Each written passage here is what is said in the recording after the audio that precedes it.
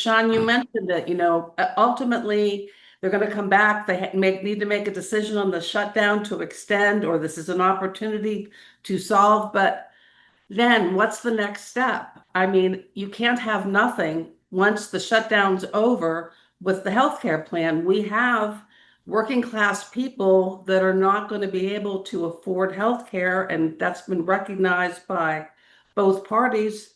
So there needs to be a plan, or all of this will be, I think, a real negative in the midterms. Yeah, I can't go without saying I just want to be clear about the context because it's gotten lost here. President Obama and the Democrats took over healthcare under the guise of making it more affordable. It is not more affordable. The subsidies were put in place because it was so unaffordable that during COVID, they wanted to add these temporary subsidies in the hopes that it became less affordable. It's still not working. It is broken. And the idea of continuing subsidies to create this facade that the Democrats' ridiculous healthcare proposal is working is actually a Ponzi scheme. The idea that we will spend more money on doing this, and by the way, it's a payoff to massive amounts of insurance and fraud. I think the in my mind, the grand bargain comes back to this.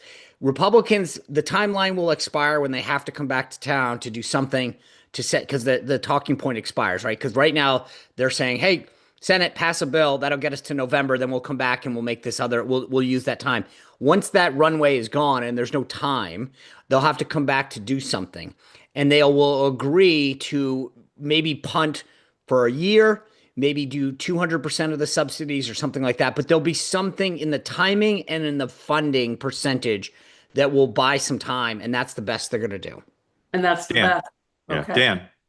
Yeah, Beverly, it's so well said. I mean, anytime you got to go back now 10 years as your talking point, you got problems, right? Republicans have been divided on this issue for 20 years. They have been. I mean, the Obamacare plan was originally the Mitt Romney plan. That was the genesis of what they kind of worked off of. And look, we haven't talked about it, but rate notices are starting to go out. Some states are seeing 20% increases even without the Obamacare subsidies being factored in, and people are getting nervous. I can tell you, having insight into the health insurance industry, a lot of the driver is drug costs. More people are buying drugs and the drug prices are going up. It's like 18% of the cost versus actual medical increases are like 5%. But it is going to be a problem. Republicans have a huge, huge problem. You can't keep saying it's the Obama problem. You own the government. You didn't fix it your first term. You got to fix it now. Well, that part might be true, right? Which is that and I agree. I mean, I've told this story before, but I remember when President Trump was talked into making healthcare the number one priority after getting office, and we had no plan. It was short-sighted at best. He should have started with with taxes, which is what his instinct was to do.